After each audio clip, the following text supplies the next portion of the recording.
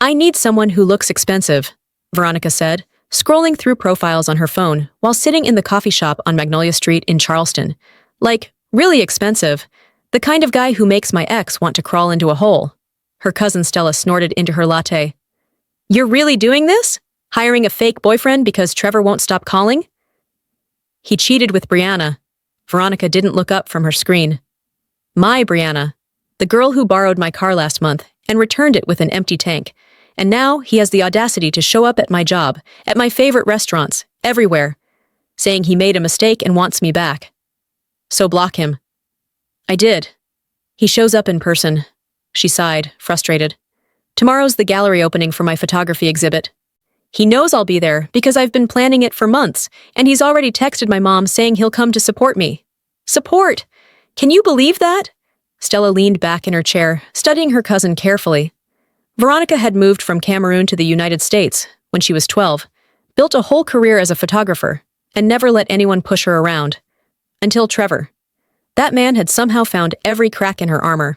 Fine, Stella said, but where are you finding this fake boyfriend? You have 18 hours.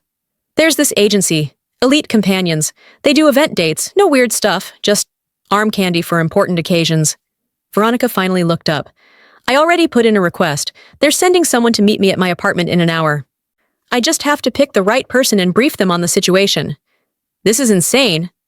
Probably, Veronica admitted, but I'm tired of looking pathetic. I want Trevor to see me with someone who makes him realize what he lost. Someone who makes him feel small. What Veronica didn't know was that Elite Companions had made a very significant error in their booking system. The man they were sending wasn't one of their usual refined college students or aspiring actors. The name Kang Yoon-woo had been flagged in their system with a special note that said, VIP client, do not book for standard events. But a glitch had pushed his profile into the available rotation. Hey besties, welcome to my channel. This is my very first story. If you enjoy it, please like, subscribe, and help me grow this little corner of story time. I promise you'll love every story I share here. Now, let's get into it. Yoon-woo ran the most powerful Korean organized network on the East Coast. Not the kind that made headlines. The kind that operated in shadows, controlling shipping routes, high-end art acquisitions, and financial channels that governments pretended not to notice. He'd registered with Elite Companions months ago as a favor to a business associate who needed legitimate-looking fronts for various operations. He'd never actually taken an assignment, until now. When his assistant brought him the notification, Yoon-woo was in a meeting with 3 men who controlled the textile imports from Busan. He glanced at his phone, frowning. You have an event booking, his assistant whispered. I think it's a mistake, but... Cancel it, Yoon-woo said without looking up. The client already paid the premium rush fee, $5,000. That got his attention. Yoon-woo took the phone, reading the details. Gallery opening, Charleston, photography exhibit, client name, Veronica Pristine. Something about it intrigued him, maybe because he'd been in back-to-back negotiations for 3 weeks straight and was exhausted of discussing container shipments and customs paperwork. Maybe because the client's note said, need someone commanding who won't take disrespect from my ex. I'll take it, he said. His assistant blinked. Sir? Clear my evening tomorrow. I'm going to Charleston. The 3 men across the table exchanged glances, but said nothing. When Kang Yoon-woo made a decision, nobody questioned it. Veronica's apartment in the historic district was small but carefully decorated. She'd spent years collecting art from local makers, and every wall told a story. She was changing clothes for the 3rd time when her doorbell rang. That's probably him, she called to Stella, who was eating leftover jollof rice on the couch. Want me to answer? No, I got it. Veronica smoothed down her yellow sundress and opened the door. The man standing there was not what she expected. He was tall, probably 6'1", with sharp features and dark hair styled perfectly. He wore a black suit that probably cost more than her rent, and his eyes were the kind of dark brown that seemed to see through everything. He looked like he'd walked off a magazine cover, but there was something else too, something that made her hesitate. An edge, a sense of danger wrapped in expensive fabric. Veronica Pristine? His voice was smooth, lightly accented. That's me. She found herself staring. You're from the agency? Kang Yoon-woo. He extended his hand. May I come in? She stepped aside, suddenly very aware of her modest apartment compared to his obvious wealth. Stella had frozen mid-bite on the couch, her eyes wide. Yunwoo scanned the room with the practiced eye of someone who assessed spaces professionally. Security, exits, potential threats. It was automatic. Then his gaze landed on the photographs covering one wall, and something shifted in his expression. You took these? He moved closer to examine a black and white shot of Charleston's waterfront at dawn. Yes. That's what tomorrow's exhibit is about, actually. Low country landscapes through different cultural lenses. Veronica joined him, relaxing slightly. I moved here from Cameroon, and I wanted to capture how immigrant communities see this place differently than people who were born here. Interesting perspective. He turned to face her. Tell me about your ex. Right. Business. Veronica cleared her throat. His name is Trevor Walsh. We dated for 2 years. He cheated with my best friend 6 months ago, and now he won't leave me alone. He keeps saying it was a mistake, that he wants me back. But honestly, I think he just can't stand that I'm doing fine without him. And tomorrow? He's going to show up at my gallery opening because he knows it's important to me. My mom invited him before I could stop her because she still thinks he's wonderful. I need him to see me with someone and finally accept it's over. Yunwoo nodded slowly. What's your story? How did we meet? I haven't thought that far. We should keep it simple, close to the truth. We met through mutual friends 3 months ago. We've been seeing each other casually, but decided to make it official recently. He paused, studying her face. You're uncomfortable with lying. A little, Veronica admitted. But I'm more uncomfortable with Trevor thinking he can just walk back into my life whenever he wants.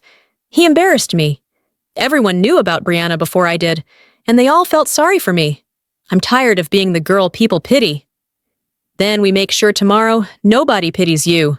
Yunwoo's expression was serious. I'll need details about Trevor. His personality, his weaknesses, what bothers him most. Stella finally spoke up from the couch. He's insecure about money. Veronica paid for most of their dates because he was between opportunities for like a year straight, and he hates when people are smarter than him in conversations. Gets all defensive. Good. Yunwoo pulled out his phone, typing notes. What time tomorrow? The opening is at 7, but maybe you could come to my place around 6, so we can arrive together? Veronica twisted her hands nervously. And, how should we act? Like, what's appropriate for a new relationship? However feels natural to you. I'll follow your lead. He glanced up from his phone. But understand something. If we're doing this, we commit fully. Half measures won't convince anyone. Your ex needs to believe I'm completely serious about you, or this doesn't work. Something about the way he said it made Veronica's stomach flip. This was supposed to be simple. Show up with a handsome fake boyfriend, make Trevor jealous, move on with her life.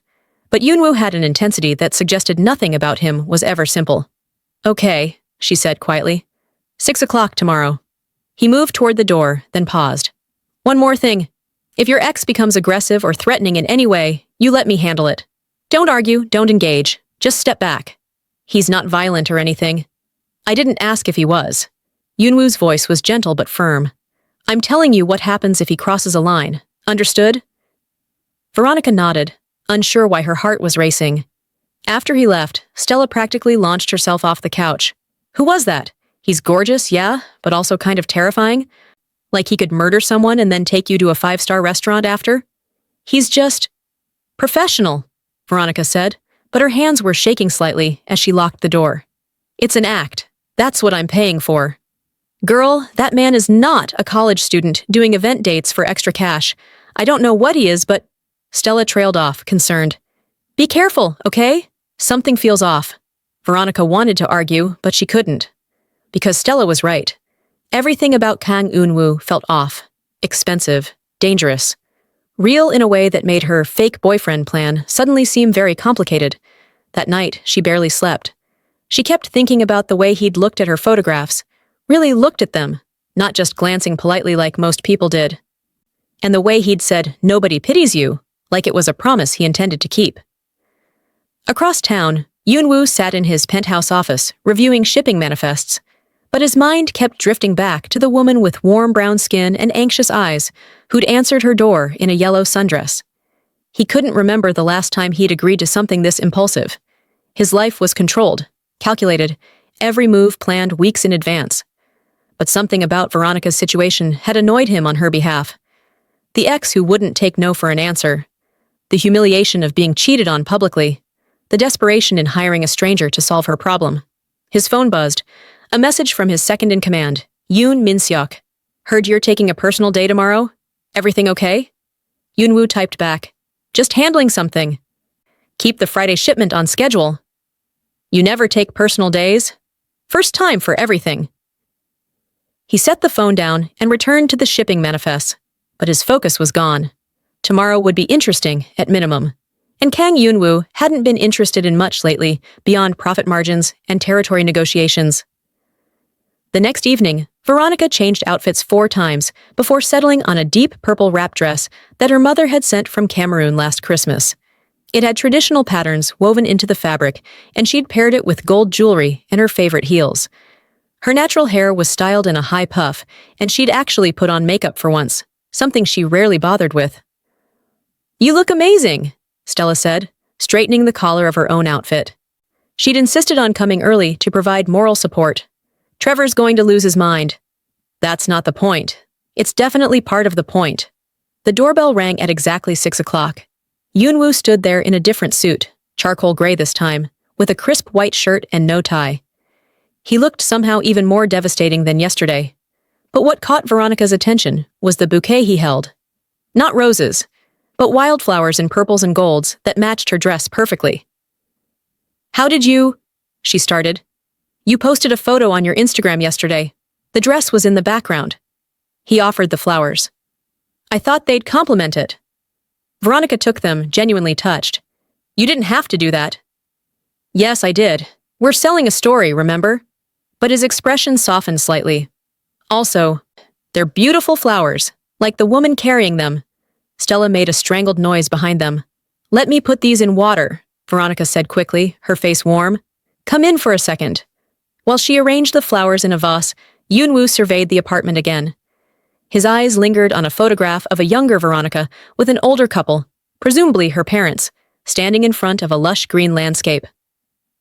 "Cameroon?" he asked. "Yeah, that's my parents' village outside Douala. I go back every few years, but—" She trailed off, setting the vase on her small dining table. "It's complicated. They wanted me to marry someone from back home, someone they chose, and Trevor was already this huge disappointment because he wasn't Cameroonian. So when we broke up, there was a lot of I told you so energy. That must have been difficult." "It was. Still is, honestly." Veronica grabbed her clutch purse. "But tonight's not about that. Tonight's about showing up, being proud of my work, and making it clear I've moved on." "Then let's go." Yoon-woo offered his arm, and after a moment's hesitation, Veronica took it. His suit jacket was soft under her fingers, and she caught the scent of his cologne, something subtle and expensive that made her dizzy. They took his car, a sleek black sedan that Veronica suspected cost more than she'd made in the past 3 years combined. The driver nodded respectfully as they climbed in. "You have a driver?" she asked. "Sometimes, when I want to focus on other things." Yoon-woo settled beside her in the back seat. "Tell me about the people who'll be there tonight." "Besides your ex," Veronica listed them off. Her mother, her aunt, several artist friends from her MFA program, the gallery owner Marcus Brennan, who'd been trying to get her to do a solo show for 2 years, various collectors and art enthusiasts from around Charleston. Her hands twisted in her lap as she talked. "You're nervous," Yoon-woo observed. "It's my first solo exhibition. What if nobody likes the work? What if they only came for the free wine and—" He placed his hand over hers, stopping the anxious fidgeting. His palm was warm, and his fingers were surprisingly gentle as they squeezed once before releasing. "They'll love it," he said simply. "I saw your work yesterday, remember? You have talent, real talent, not the kind people humor at gallery openings. You don't have to say that. I don't say things I don't mean." His voice was firm. "Ever. It's not how I operate." Veronica studied his profile as they drove through Charleston's streets. The setting sun cast golden light through the windows, and she realized she knew absolutely nothing about this man beyond his name and the fact that he'd agreed to pretend to be her boyfriend for the evening. "What do you do?" she asked suddenly. "For work, I mean. You never said." Yoon-woo was quiet for a moment. "Import-export, international trade, mostly with South Korea and other Asian markets. It's boring stuff, numbers and logistics." "You don't seem bored by it." "I'm good at it," he said, which wasn't really an answer. The gallery was in a converted warehouse on the east side, all exposed brick and industrial lighting. People were already arriving, and Veronica felt her anxiety spike as they pulled up. Through the large windows, she could see her photographs mounted on the white walls, large format prints that looked both strange and wonderful in that context. "Ready?" Yunwoo asked. "No, but let's do it anyway." He came around to her side of the car, opening the door and offering his hand to help her out. When she stood, he didn't let go immediately. Instead, he leaned close, his breath warm against her ear. "Remember what I said. You're not the girl people pity anymore. You're the talented photographer with the successful exhibition and the boyfriend who thinks you hung the moon. Play the part." Then he kissed her forehead, so softly she almost didn't feel it. But everyone entering the gallery definitely saw it, including Trevor Walsh, who was standing near the entrance with a bouquet of grocery store carnations and an expression that went from confident to confused to angry in about 3 seconds. "Showtime," Yunwoo murmured, and guided Veronica toward the door with his hand resting possessively on the small of her back. Trevor moved to intercept them before they even reached the gallery entrance. He was exactly as Veronica remembered: average height, light brown hair styled with too much gel, wearing khakis and a button-down that probably came from a department store sale rack. Nothing wrong with him exactly, but standing next to Yunwoo's sharp elegance, he looked like a kid playing dress-up. "Veronica," Trevor said, his smile forced, "you look great. I brought you flowers for your big night." He thrust the carnations toward her, but Yunwoo smoothly intercepted them. "How thoughtful," Yunwoo said, his tone pleasant but somehow dismissive. "I'm sure the gallery staff can find a vase for these somewhere in the back." He handed them to a passing server, without waiting for a response. "You must be Trevor. I've heard so much about you." The way he said it made "so much" sound like an insult. Trevor's jaw tightened. "And you are?" "Yunwoo, Veronica's boyfriend." He extended his hand for a handshake that looked friendly, but Veronica noticed the slight wince on Trevor's face when they gripped. "She's told me all about tonight. Very exciting to finally see her work displayed like this." "Boyfriend?" Trevor's eyes shot to Veronica. "Since when?" 3 months, Veronica said, finding her voice. The lie came easier than she expected. "We've been keeping it quiet, but, well, tonight seemed like the right time to make it official." 3 months. Trevor looked like he'd swallowed something bitter. "That's interesting, considering you told me 2 months ago that you needed time to heal and weren't ready to date anyone." "I wasn't ready to date you," Veronica corrected, her confidence growing. "There's a difference." Yunwoo's hand pressed slightly more firmly against her back, a silent gesture of support. Marcus Brennan, the gallery owner, appeared like a blessing from heaven. "Veronica, darling, we need you inside. The opening remarks are in 10 minutes, and the Sun-Times critic just arrived early. Come, come." "Excuse us," Veronica said to Trevor, allowing Marcus to sweep her away. Yunwoo followed, his hand never leaving her back. Once inside, surrounded by her own photographs blown up to enormous sizes, Veronica felt herself breathe properly for the first time since arriving. Marcus was talking rapidly about sales potential and collector interest, but she was only half listening. "You okay?" Yunwoo asked quietly, while Marcus was distracted by another artist. "Yeah, actually, that felt good." She looked up at him. "Thank you for the thing with the flowers. That was smooth." "Your ex is predictable. Men like him always are." He gestured toward the walls. "Show me your favorites, the pieces that mean the most to you." Veronica led him through the exhibition, explaining the stories behind each photograph. There was the image of an elderly Cameroonian woman selling plantains at the Charleston Farmers Market, her traditional wrapper dress contrasting with the American produce around her. Another showed a Korean restaurant owner in North Charleston, his weathered hands preparing kimchi in the same way his grandmother had taught him in Seoul. "You're documenting cultural intersection," Yunwoo said, studying a photo of a Mexican quinceañera celebration in a historic southern mansion. "Not just immigration. The way different worlds touch each other in unexpected places." "Exactly." Veronica felt a rush of warmth that someone understood her vision so quickly. Most people just commented on the pretty colors or interesting subjects.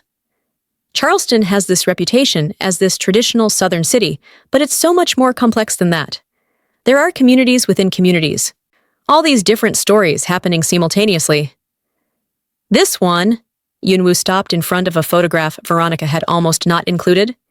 It showed a young black woman's hands holding a traditional Cameroonian coffee pot, but the background revealed a modern Charleston apartment kitchen. "This is you. How did you know?" "The rings. You're wearing the same ones now." He touched his own hand briefly. "And because there's something more personal in this image, less observer, more participant." Before Veronica could respond, her mother descended upon them. Adeline Pristine was a formidable woman in her late 50s, wearing a vibrant Ankara print dress and head wrap that made her presence impossible to ignore. "Veronica, Noam, where have you been? People are asking for you and—" "Oh." She stopped, taking in Yunwoo with obvious surprise. "Who is this?" "Mama, this is Yunwoo, my boyfriend." The word still felt strange on her tongue. "Yunwoo, this is my mother, Adeline Pristine." Yunwoo bowed slightly, a gesture that was respectful without being excessive. "Mrs. Pristine, it's an honor to meet you. Veronica speaks very highly of you." Adeline's eyes narrowed slightly. That calculating look Veronica knew meant she was assessing everything. "Korean?" "Yes, ma'am. My family is from Seoul, but I've lived in the United States for 15 years. "And what do you do?" "International trade. Import-export business, primarily with East Asian markets." Adeline glanced between them. "You didn't mention you were seeing someone, Veronica." "It's still new, Mama. We wanted to be sure before, making it public." "I see." Her mother's expression softened slightly. "Well, he's certainly more presentable than that Trevor boy. Where is Trevor anyway? I thought I saw him outside." "He's around," Veronica said vaguely. "But tonight's about the exhibition, not about him." "Finally, some sense." Adeline patted her daughter's cheek. "Come, both of you. Your Auntie Grace wants to meet this mysterious boyfriend, and you know how she gets when she's kept waiting." The next hour passed in a blur of introductions and conversations. Yunwoo played his role perfectly, staying close but not suffocating, engaging when appropriate, but always directing attention back to Veronica and her work. He had an easy way with people that surprised her. He could talk art with the collectors, trade business insights with the entrepreneurs present, and charm her elderly relatives with equal facility. "He's very good at this," Stella whispered, when they had a moment alone near the refreshment table. "Almost too good, like this isn't his first time pretending to be someone's boyfriend." "Don't start," Veronica warned, but she'd had the same thought. Trevor kept circling, never quite approaching, but always visible in her peripheral vision. She could feel his stare during her welcome speech, when Marcus introduced her to potential buyers, when she laughed at something Yunwoo said while they examined a photograph together. The confrontation came during a quiet moment when Veronica excused herself to the restroom. She was washing her hands when Trevor appeared, having clearly waited for her to be alone. "We need to talk," he said, blocking the hallway. "Trevor, not here." "When, then?" "You won't answer my calls. You blocked me on everything." He ran his hand through his hair, frustrated. "This is crazy, Veronica. You're with some guy you barely know just to spite me?" "Not everything is about you." She tried to move past him, but he caught her arm. Not hard, not threatening, but enough to stop her. "I made a mistake with Brianna. I've said that 100 times, but we had 2 years together. That has to mean something." "It did mean something. Past tense." Veronica pulled her arm free. "You made your choice. You chose her, and you chose to humiliate me in front of everyone we knew. I'm not interested in going backward. This Yunwoo guy, you don't even know him. What, you met him 3 months ago? That's nothing compared to what we built. What you destroyed, you mean?" "Chi, please."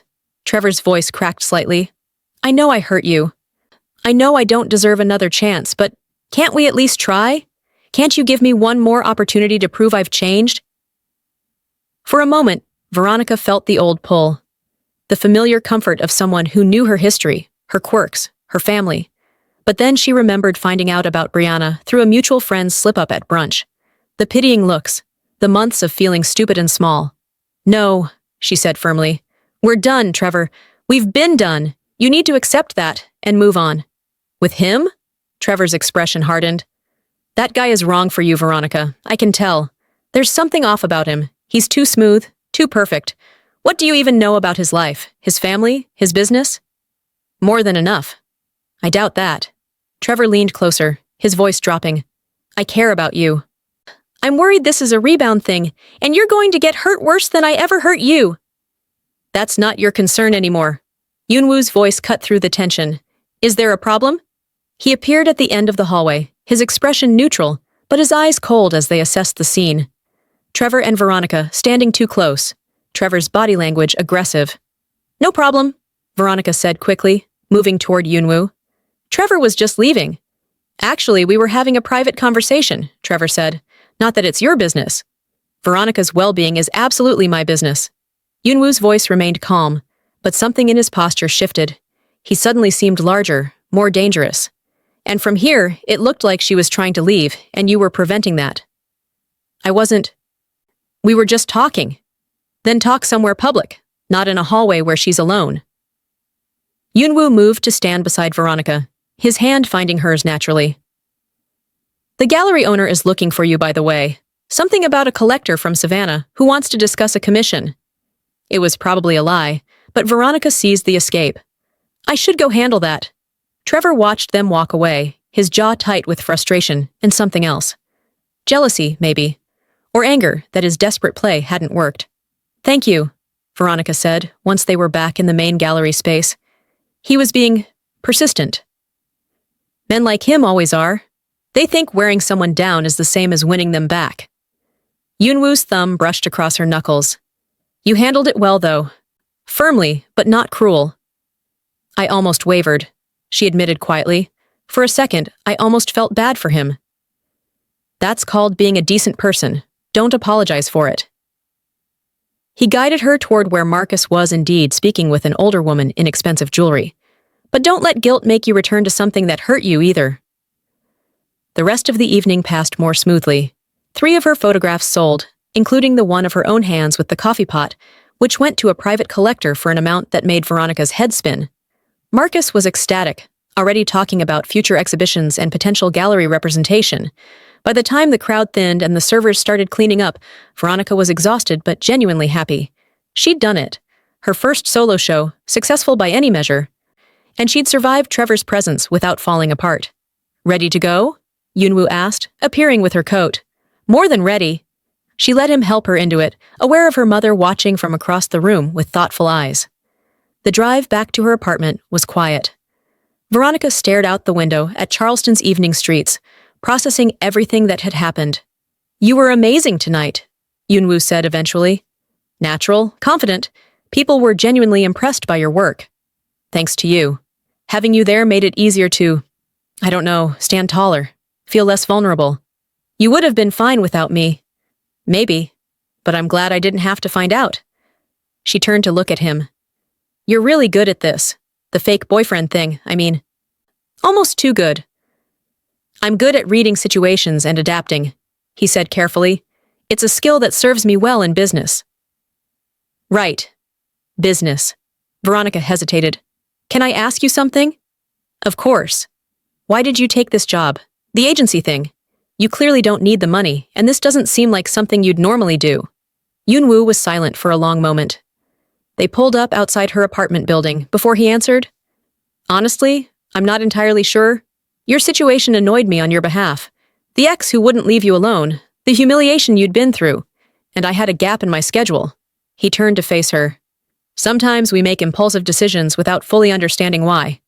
Are you glad you did make the impulsive decision? Yes, he said simply. Tonight was interesting, in a good way. You're interesting, Veronica Pristine. Her heart did something complicated in her chest. This was supposed to be simple. One night, fake boyfriend, solve her Trevor problem. But sitting in the dark car with Yoonwoo's eyes on her face, nothing felt simple anymore. Do you want to come up? The words escaped before she'd fully thought them through. Just for a bit. I have this Cameroonian wine my aunt brought last month, and I feel like celebrating properly. Are you sure? I'm sure. Veronica's apartment felt different with Yoonwoo in it a second time. Less like he was a stranger doing a job, more like, what? She wasn't sure yet, and that uncertainty made her nervous as she poured 2 glasses of the palm wine Auntie Grace had smuggled through customs. This is traditional? Yoonwoo asked, accepting his glass and examining the cloudy liquid. Very. It's from palm trees back home. My family's been making it for generations. She settled on the opposite end of her small couch. Fair warning, it's an acquired taste if you didn't grow up with it. He sipped carefully, his expression thoughtful. It's sweet, slightly sour underneath. Different from soju, but similar in the way it catches at the back of your throat. You actually like it? I respect it. There's history in this drink, tradition, that matters. He set the glass down. Your mother is formidable, by the way. She was evaluating me the entire night. That's her specialty. Veronica laughed. When I was 16, I brought home a boy from school for a study group, one time. She asked him 47 questions in 30 minutes. I counted. What happened to him? He transferred schools the next semester. Probably unrelated, but... She shrugged, smiling. My family takes relationships very seriously. In Cameroon, when you date someone, you're not just dating them. You're dating their whole family, their community, their history. Korean culture is similar, Yunwoo said quietly. Probably why my parents were horrified when I moved to America and started making my own choices about everything. Are you close with them, your family? His expression shuddered slightly. Not anymore. We have philosophical differences about how I run my life and my business. They wanted me to stay in Seoul, take over the family company, marry someone they selected. I wanted different things. That must be hard. Sometimes. But family obligation versus personal freedom is a difficult balance. He picked up his glass again. Your photographs tonight, the one with your hands and the coffee pot, that was about this, wasn't it? The tension between where you come from and where you are now. Veronica was impressed he'd understood so deeply. Yeah, I love Charleston. I've built a life here, but I'll never be just American. And when I go back to Cameroon, I'm not quite Cameroonian anymore either. I exist in this weird in-between space. That's not weird. That's actually a position of strength. Yunwoo leaned forward slightly. You can see both worlds clearly because you're not fully embedded in either. It gives you perspective most people never develop. They talked for another hour, the conversation flowing easily from art to culture to their respective childhoods.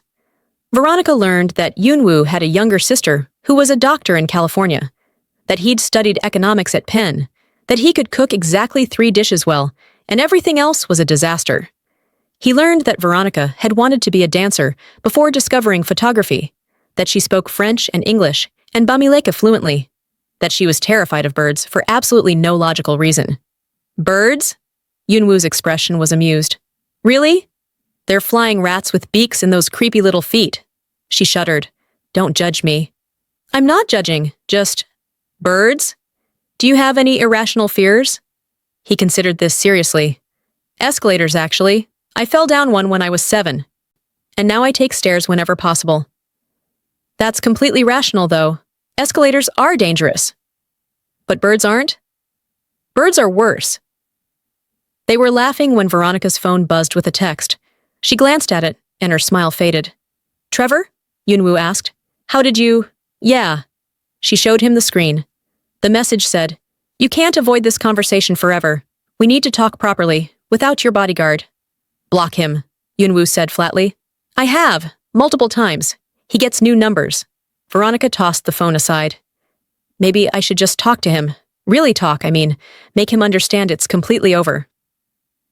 Men who don't respect boundaries don't suddenly start respecting them because you explain more clearly.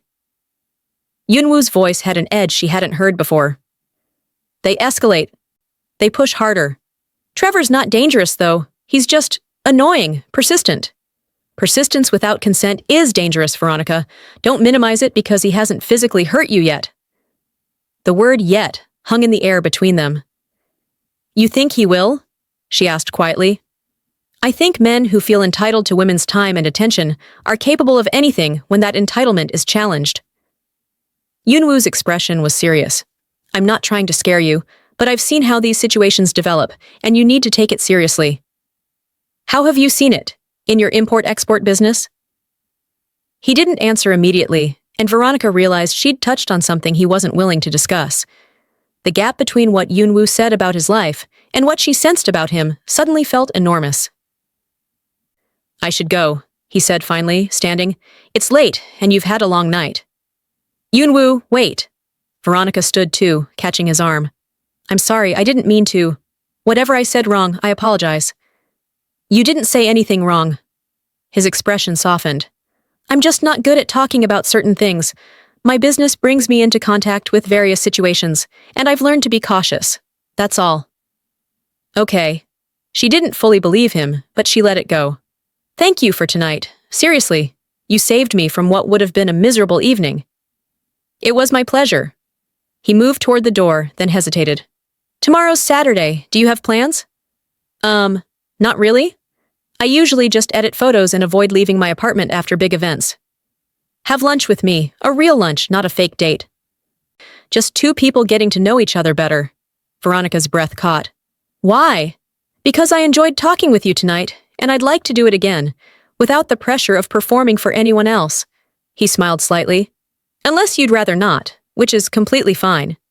No, I'd like that, actually. Good. I'll pick you up at noon.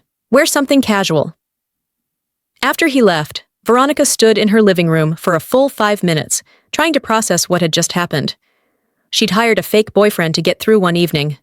Now that fake boyfriend was asking her on a real date, and she'd said yes, and nothing about any of this made sense anymore. Her phone buzzed again. Another text from Trevor's latest number. I saw the way he looked at you tonight. That's not real, Veronica. Whatever he's selling you, it's not real. I know you. He doesn't. She blocked the number and turned her phone off completely. The next morning, Veronica changed clothes 6 times before settling on jeans, a simple white tank top, and a lightweight cardigan. Casual, like Yoonwoo had said. But she still wore her favorite earrings and spent 20 minutes on her hair before deciding she was being ridiculous. You're nervous, Stella observed, when she video called for moral support. About a lunch date with a guy you literally just paid to pretend to like you. It's different now. Last night was business. Today is... I don't even know what today is. It's you, possibly getting into something complicated with a man who definitely has secrets? Stella's expression was concerned. I like him, don't get me wrong. He was great last night. But girl, we don't actually know anything about him. I know he's intelligent and kind, and he understood my work in a way most people don't. Veronica twisted her earring. And he made me feel safe last night. Not just from Trevor, but in general. Like I could actually be myself. Those are all good things. Just be careful, okay? Keep your eyes open.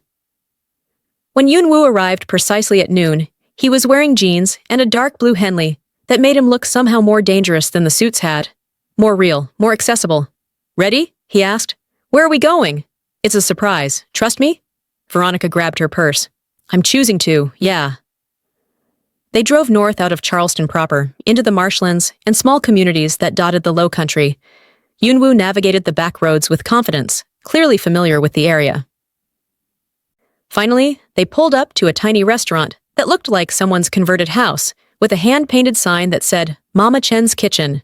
Korean Southern Fusion, Yoonwoo explained, helping her out of the car. The owner is a woman from Jeju Island who married a guy from Beaufort and decided to combine their food traditions. It's unusual, but incredible. The interior was cozy and mismatched, with Korean art on one wall and Southern landscape paintings on another. An elderly Korean woman emerged from the kitchen, her face lighting up when she saw Yoonwoo. Aigo, Yoonwoo-ah! She launched into rapid Korean, hugging him tightly, and he responded in the same language, laughing. Then she turned to Veronica, switching seamlessly to English. And who is this beautiful girl? This is Veronica. Veronica, this is Mrs. Chen, the best cook in South Carolina. Just call me Mama Chen, everyone does. She studied Veronica with sharp but kind eyes. You're the photographer, yes? I saw the article about your exhibition in the Post and Courier this morning. There was an article? Veronica looked at Yoonwoo, who shrugged innocently. On the arts page, small but prominent. Mama Chen pulled out a chair. Sit, sit. I'll bring you the special menu. Food for people I actually like, not the tourist menu. Over the next 2 hours, they ate dishes Veronica had never imagined. Kimchi collard greens, gochujang glazed fried chicken, bibimbap with Carolina gold rice, and low country shrimp. Each bite was a revelation of flavors that shouldn't have worked together, but absolutely did. This is amazing, Veronica said, around a mouthful of Korean BBQ with vinegar-based barbecue sauce. How did you find this place? Mama Chen helped me when I first moved to Charleston 5 years ago. I was looking for somewhere that felt like home but wasn't home, if that makes sense. She understood that feeling. Yoonwoo smiled. She's basically adopted me at this point. I eat here at least twice a week. So you live in Charleston? I thought maybe you were just visiting for your fake boyfriend emergency? He grinned. No, I'm based here. I have offices in Charleston, Atlanta, and Philadelphia, but this is home now. And you just happen to be registered with an escort agency? His expression shifted slightly. That's more complicated. A business associate needed legitimate-looking fronts for various operations and asked me to register as a favor. I never actually intended to take any assignments, but when yours came through, he trailed off. I was curious. About what? About you. Your situation. The kind of woman who'd hire a stranger instead of just blocking her ex and moving on. He met her eyes. I wanted to understand what would drive someone to that point. And do you understand? Better now than yesterday, he said quietly. You were trying to reclaim power in a situation where someone had taken it from you. That's not weakness. That's strategy.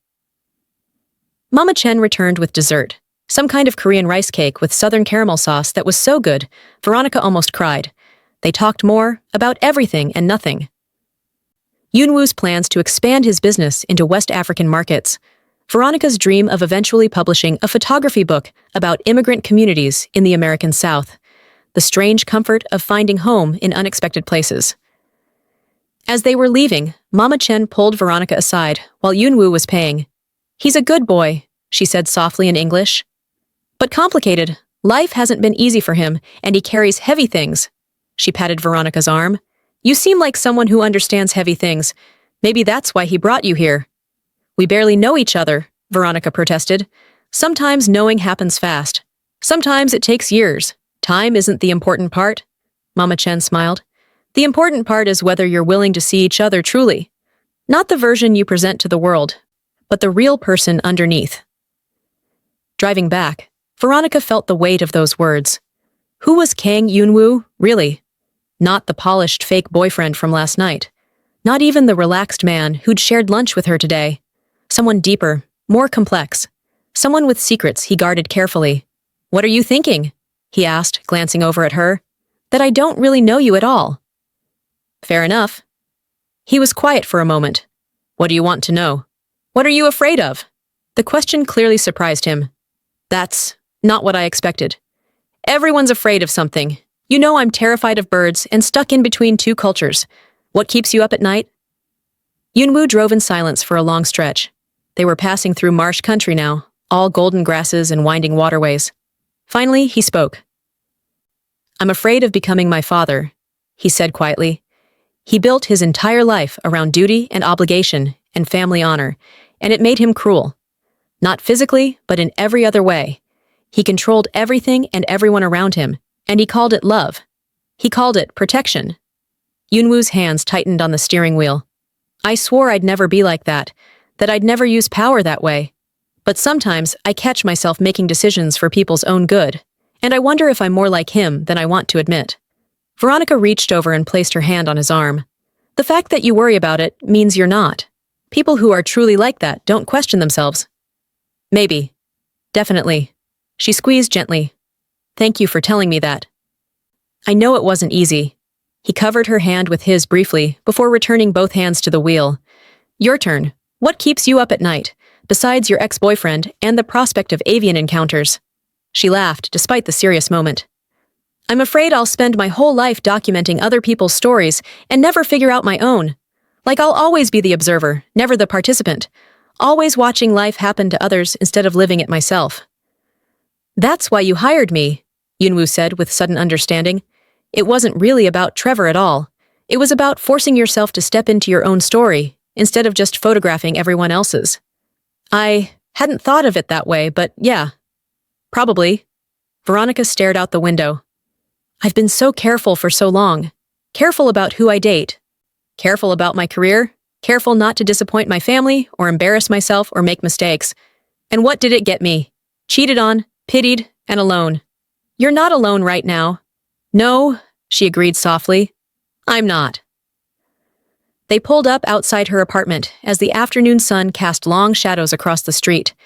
Neither of them moved to get out of the car immediately. This was supposed to be one night, Veronica said. Fix my Trevor problem, move on with my life, but now it's more complicated, Yunwoo finished. I know. What do we do about that? He turned to face her fully. I don't know. I don't do this. Relationships, dating, any of it. My life is complicated in ways I can't really explain, and getting involved with me would be difficult for you, probably frustrating. But I like you, Veronica Pristine. I like your mind and your talent and the way you see the world. I like that you're scared of birds and that you hired a fake boyfriend instead of asking a friend to help because you were too proud to admit you needed support. I like you, and I want to keep seeing you, and that's terrifying for reasons I can't fully articulate. Veronica's heart was pounding. I like you too, even though you're clearly hiding something about your business, and you're probably going to break my heart, and my mother will have opinions about this whole thing. Those are all valid concerns. They are, but I'm tired of being careful, tired of standing outside my own life. She met his eyes. So if you want to see where this goes, I'm willing to try. As long as you're honest with me when it matters. I can do that, he said seriously. When it matters, I'll be honest. He walked her to her door, and before she could overthink it, Veronica rose on her toes and kissed his cheek, letting her lips linger just a moment longer than strictly friendly. Thank you for today, she whispered. Thank you for saying yes. His hand came up to cup her face gently, his thumb brushing across her cheekbone. Then he leaned down and pressed a soft kiss to her forehead, his lips warm and careful. I'll call you tomorrow? I'd like that. She watched him drive away, then floated into her apartment in a daze. Stella was going to have so many questions. Her phone had 17 missed calls and 12 text messages, all from different numbers, all from Trevor. The last one said, I know who he is, Veronica. I did some research. You need to be careful. He's not what he seems. She deleted them all and blocked every number. Whatever Trevor thought he knew, she didn't care. For the first time in months, she was actually excited about something, about someone. And if that was a mistake, well, she was tired of playing it safe anyway. Monday morning, Veronica's phone rang while she was editing photos from the gallery opening. An unfamiliar number, but she answered anyway. Miss Pristine? This is Detective Sarah Morrison with Charleston PD. I'm calling about a complaint filed against you over the weekend. Veronica's stomach dropped. A complaint? For what? Harassment, apparently. A Trevor Walsh claims you've been stalking him, showing up at his workplace, sending threatening messages. The detective's voice was neutral but professional. He provided screenshots of texts allegedly from your number and statements from witnesses. That's insane. He's been harassing me. Veronica's hands were shaking. I blocked him on everything. He keeps getting new phone numbers to contact me. I have the messages to prove it. I'd like to see those messages if you have them, and we'll need you to come down to the station to make a formal statement. A pause. Miss Pristine, false reports are a serious matter. If someone's filing fraudulent complaints, we need to document that properly. When do you need me? Today, if possible. This afternoon? After she hung up, Veronica immediately called Yunwoo. He answered on the first ring. Trevor filed a fake police complaint against me, she said without preamble, claiming I'm stalking him. It's complete lies. But now I have to go to the police station and I'll be there in 20 minutes, Yunwoo interrupted. Don't go alone. Don't do anything until I arrive. You don't have to. Veronica. His voice was firm. I'll be there in 20 minutes. Wait for me. He showed up in 15, accompanied by a woman in her 40s, wearing an expensive suit and carrying a leather briefcase. This is Attorney Janet Kim, Yunwoo said, ushering them both into Veronica's apartment. She specializes in harassment cases and false accusations. I called her on the way over. Mr. Kang explained the situation, Janet said briskly. Show me everything. Every text, every voicemail, every interaction you've had with this Trevor Walsh since the breakup. Document everything. For the next hour, they went through Veronica's phone, her social media, her email. Janet took screenshots, made notes, asked detailed questions about timelines and witnesses. She was thorough and professional, and somehow made Veronica feel less panicked just by taking control of the situation. This is clear harassment on his part, Janet finally concluded. The police will see that immediately, but we need to file a restraining order against him today, before this escalates further. Will that make him angrier? Veronica asked nervously. Probably, but it also creates a legal barrier and puts the police on notice that if anything happens to you, he's the primary suspect. Janet looked up from her notes. Men who file false police reports when their harassment doesn't work are dangerous, Miss Pristine. They're trying to use the system as a weapon. We need to stop this now. At the police station, Detective Morrison turned out to be a woman in her 50s, with tired eyes and a no-nonsense attitude. She reviewed Veronica's evidence carefully, comparing it with whatever Trevor had provided. "Yeah, this is pretty clearly a false report," she said after 30 minutes. "His screenshots are poorly doctored. The metadata doesn't match the dates he claims, and your phone records show you haven't contacted him at all. Meanwhile, you have approximately 40 messages from various numbers, all tracked back to phones registered under his name or his family members' names." "So what happens now?" Janet asked. "We'll be having a conversation with Mr. Walsh about filing false reports, and I'll be approving your restraining order request immediately." Detective Morrison looked at Veronica with something like sympathy. "I'm sorry you're dealing with this. Unfortunately, it's more common than people realize. Ex-partners who can't accept rejection sometimes try to weaponize the legal system." The temporary restraining order was issued that afternoon. Trevor had to stay at least 500 feet away from Veronica, her home, her workplace, and any location where she was present. Violation could result in immediate arrest. "He's going to lose his mind when he's served with this," Veronica said as they left the courthouse. She felt drained, exhausted by the afternoon's events. "Good," Yunwoo said flatly. "Let him lose his mind somewhere far away from you." Janet had left to file additional paperwork, so it was just the two of them walking back to Yunwoo's car. The Charleston afternoon was warm, tourists crowding the historic streets, completely oblivious to Veronica's personal crisis. "Thank you," she said quietly. "For everything. The lawyer, coming with me, just being there. You didn't have to do any of that." "Yes, I did." Yunwoo opened the car door for her. "You're important to me, Veronica. What happens to you matters.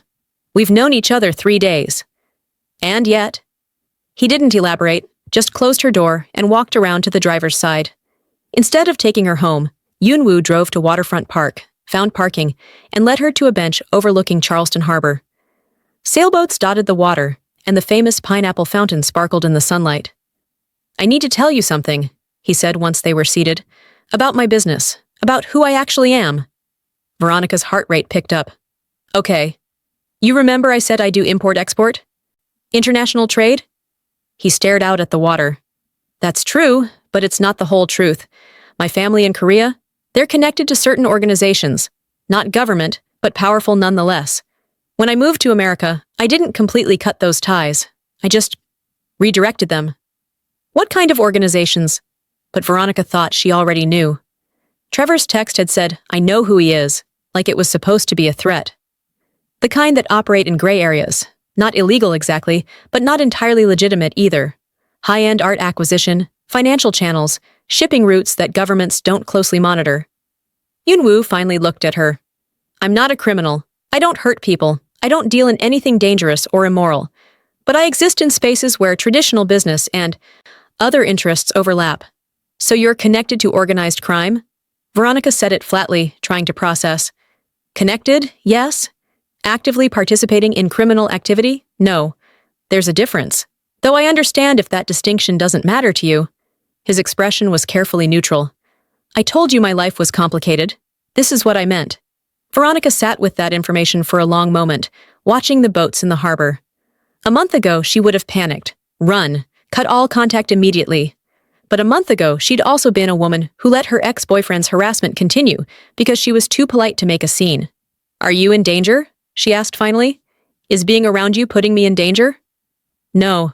My work is primarily financial and logistical. I don't have enemies showing up with weapons. And I keep my personal life completely separate from business." Yunwoo turned slightly toward her. "But there are complexities. My family wants me to return to Korea and take over certain operations there. I've refused, which has created tension. And some of my business associates have traditional ideas about relationships and marriage that might become problematic." "Meaning?" "Meaning if this thing between us becomes serious, there will be people who have opinions about it. Korean traditionalists who think I should marry a Korean woman from an appropriate family. Business contacts will see you as a potential liability or weakness. My family, who already disapprove of most of my life choices. He met her eyes. I'm not trying to scare you away. I'm trying to be honest, like I promised. Getting involved with me comes with complications beyond normal relationship stuff. Veronica thought about her own family, her mother's initial skepticism about Yoonwoo, the pressure to eventually return to Cameroon and marry someone her parents approved of, the cultural weight she carried everywhere. Complicated I can handle, she said slowly. What I can't handle is dishonesty or danger. As long as you promise me those two things, that you'll be honest with me about anything that matters, and that you won't put me in physical danger, I can deal with complicated. I promise both of those things, Yoonwoo said seriously. Absolutely, and without reservation. Then we keep moving forward. Cautiously maybe, but forward. Relief flashed across his face so quickly she almost missed it. Then he smiled, really smiled, and reached for her hand. Their fingers interlaced naturally, and Veronica felt something settle in her chest. This was real. Messy and complicated and potentially problematic, but real. Her phone buzzed. A message from an unknown number. The restraining order doesn't change anything, Veronica. You can't just erase 2 years. We're not done. Yoonwoo read it over her shoulder, and his expression darkened. Forward that to Detective Morrison and your lawyer, then block the number. I will. But Yoonwoo... Veronica hesitated. Trevor's escalating, isn't he? The fake police report, now this. He's not going to stop just because a court told him to. No, Yoonwoo admitted. Men like him rarely do. But now we're prepared. We have documentation, legal protection, and people watching the situation. His thumb stroked across her knuckles. And he's dealing with someone who knows how to handle problematic situations. There was something almost cold in that statement, a reminder that Yoonwoo existed in worlds where problems were solved through means Veronica didn't want to think about too carefully. Don't do anything illegal, she said quickly. I mean it, Yoonwoo. I don't want you getting in trouble because of my ex-boyfriend drama. I won't do anything that creates problems for either of us, he promised, but I will make sure he understands that continuing to harass you has consequences. They stayed at the park until sunset, talking about lighter things. Veronica told him about the commission from the Savannah Collector, a series of portraits documenting multi-generational immigrant families in the South. Yoonwoo told her about his sister's upcoming wedding in California and how his parents were refusing to attend because she'd chosen her own husband instead of accepting their arrangement. Will you go? Veronica asked. To the wedding? Of course. Soojin is important to me, and she's been brave enough to live her own life despite family pressure. I have to support that. He paused. Would you want to come with me? It's in 3 months, in San Diego. I know that's fast and presumptuous, but... I'd love to, Veronica interrupted.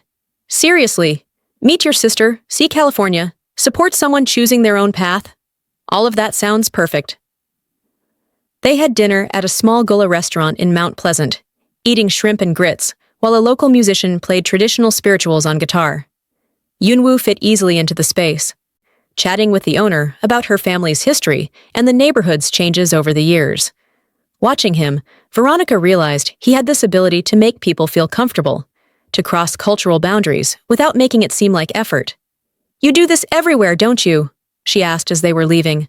Adapt to whatever space you're in. Make connections. Become part of the community. It's survival, he said simply. When you don't fully belong anywhere, you learn to partially belong everywhere. It's lonely sometimes, but useful. I understand that more than you know. He drove her home, walking her to her door like he had after their first real date. But this time, when they reached her apartment, Veronica turned and wrapped her arms around him in a proper hug. He went still for just a moment before his arms came around her, holding her carefully. Thank you for today, she said against his chest. For being honest, for handling everything with Trevor, for just being here. There's nowhere else I'd rather be. He pulled back just enough to look at her face. Get some rest. Tomorrow will probably be a better day. He kissed her forehead, his lips lingering just a moment, then stepped back. Veronica watched him leave before going inside and triple-checking all her locks. The next few weeks fell into a rhythm. Yoonwoo called every morning, sometimes just to say good morning, sometimes to make plans for lunch or dinner or weekend adventures. They explored Charleston together, the beaches at Sullivan's Island, the gardens at Middleton Place, small art galleries in North Charleston that most tourists never found. He introduced her to his favorite Korean restaurants, and she took him to Cameroonian spots she'd discovered over the years. They went to the movies and argued about the ending, walked through farmers' markets, buying ingredients for meals they'd cooked together, spent hours in bookstores, discovering each other's tastes in literature, played mini-golf, which Veronica was surprisingly good at, much to Yoonwoo's competitive frustration. He bought her a new camera bag after noticing hers was falling apart, top of the line, but practical. She got him a first edition of his favorite book after listening carefully during one conversation. Small gestures that meant more than expensive flowers or fancy jewelry. Her mother invited them to Sunday dinner, which was terrifying but went better than expected. Adeline Pristine grilled Yoonwoo politely but thoroughly about his intentions, his family, his business. He handled it with grace, answering honestly where he could, and deflecting smoothly where he couldn't. By the end of the evening, Adeline was teaching him how to properly cook igasi soup and telling him stories about Veronica's childhood. "He's acceptable," her mother announced after he left. "Strange choice, but acceptable. Better than that Trevor fool anyway." From Adeline Pristine, that was practically a ringing endorsement. Trevor violated the restraining order twice. The first time, he showed up outside Veronica's apartment building, claiming he just happened to be in the neighborhood. The police were called, he was arrested, spent a night in jail, and was released with a stern warning. The second time, he tried to approach her at a coffee shop. Veronica immediately called the police and Yoonwoo. The police arrived first, but Yoonwoo was there minutes later, his expression cold and controlled. "This needs to stop," he told the officers. "She has a legal order of protection. He's violated it twice now. What happens the third time?" "Longer jail sentence, potentially charges for stalking," the lead officer said. "Sir, I understand your frustration, but we're handling this." After Trevor was taken away again, Yoonwoo pulled Veronica close. "I want to hire a security detail for you, just temporarily, until we're sure he's gotten the message." "That's excessive." "It's necessary. Please, Veronica, let me do this. For my own peace of mind, if nothing else." She agreed. And for the next 2 weeks, there was a discreet security presence whenever she went out. It felt strange at first, but also oddly comforting. Trevor seemed to finally understand the situation, because the harassment stopped completely. No more calls, no more texts, no more surprise appearances.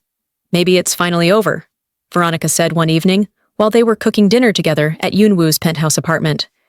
She'd been surprised the first time she saw it. Luxurious but not ostentatious, with clean lines and minimal decoration. Very different from her cluttered, art-filled space. "Maybe," Yoonwoo agreed, though his expression suggested he wasn't entirely convinced. 2 months into whatever they were calling this relationship, Yoonwoo's family situation exploded. His father showed up in Charleston unannounced, accompanied by 2 stern-looking men in suits. Veronica was at Yoonwoo's apartment when they arrived, and the tension was immediate and palpable. "Abeoji," Yoonwoo said, his voice carefully neutral. "I wasn't expecting you." His father, Kang Min-soo, looked exactly like an older, harder version of Yoonwoo. Same sharp features, same intense eyes, but with a coldness that Yoonwoo had never displayed. He glanced at Veronica dismissively before speaking in rapid Korean. Yoonwoo responded in the same language, his tone firm. The conversation escalated quickly, voices rising, though Veronica couldn't understand the words. Finally, Yoonwoo switched to English. "Veronica, this is my father, Kang Min-soo. Abeoji, this is Veronica Pristine, my girlfriend." "So I see." Min-soo's English was accented but clear. "You were expected in Seoul 3 weeks ago for the quarterly meetings. You did not come. You did not call. You ignore your family responsibilities for this?" "My relationship with Veronica has nothing to do with business decisions," Yoonwoo said coldly. "I didn't come to Seoul because I'm not taking over the Korean operations. I've told you that repeatedly. You have obligations, family duty. I have my own life, here, in America. That's not changing." Min-soo's expression hardened. He said something else in Korean, something that made Yoonwoo's jaw tighten, then turned and left with his entourage. After they were gone, Yoonwoo stood silent for a long moment, his back to Veronica. "What did he say?" she asked quietly. "At the end?" "That I'm a disappointment, that I've betrayed the family, that I'm throwing away my heritage for—" He stopped. "For what?" "For something that won't last." Yunwoo turned to face her. He doesn't think we're serious. He thinks you're a phase, a rebellion, something I'll grow out of. And what do you think? He crossed the room and took her face in both hands, his touch gentle despite the intensity in his eyes. I think you're the most real thing in my life. I think everything I've been doing for the past 5 years, building this business, creating this life, I think it was all leading to finding you. And I think my father is wrong about literally everything. He kissed her forehead, then her cheeks, soft pecks that felt like promises. Veronica's hands came up to rest on his chest, feeling his heart beating hard beneath her palms. Your family's not going to accept me, she said. I'm African. I'm not from your world. I don't have connections they value. They're going to fight this. Let them fight. I chose you, Veronica. I'm choosing you right now, and I'll choose you tomorrow, and every day after that, until you tell me to stop. I'm scared, she admitted. This is getting serious so fast, and there are so many complications, and I don't want to be the reason you lose your family. You're not the reason. I lost them years ago when I chose to live differently than they wanted. You're just making that existing reality more obvious. He pressed his forehead to hers. Are you telling me you want to stop? Because if you are, I'll respect that. But I need to hear you say it. No, I don't want to stop. Veronica's voice was barely a whisper. I'm terrified, but I don't want to stop. Then we don't stop. We deal with whatever comes, together. That night, lying in bed later, Veronica stared at the ceiling and tried to process everything. 3 months ago, she'd been a woman whose biggest problem was an annoying ex-boyfriend.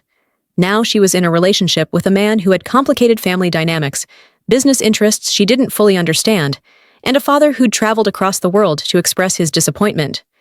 But she was also happier than she'd been in years. Yunwoo made her laugh, challenged her thinking, supported her work in ways Trevor never had. He understood her cultural duality because he lived it too. He saw her completely, flaws and fears and aspirations, and he stayed anyway. Maybe sometimes the right thing came with complications. Maybe love wasn't supposed to be simple and easy. Maybe it was supposed to push you, force you to grow, make you braver than you thought you could be. Her phone lit up with a text from Yunwoo, even though he was just in the other room. Still awake? Yeah, thinking. About? About how scared I am. About how happy I am. About how those two things exist simultaneously. That sounds exhausting. It really is. A moment later, he appeared in the doorway. Want company for the thinking, or do you need space? Company would be good. He climbed into bed beside her, and she curled into his side automatically. His arm came around her, holding her close but not tightly, like he was creating a safe space without trapping her in it. We're going to figure this out, he said quietly. Whatever comes next. My family, your family, Trevor, all of it. We'll handle it together. Promise? I promise. Veronica closed her eyes and let herself believe him, because sometimes you just had to take a leap and trust that someone would catch you. Sometimes you had to step into your own story instead of just observing everyone else's.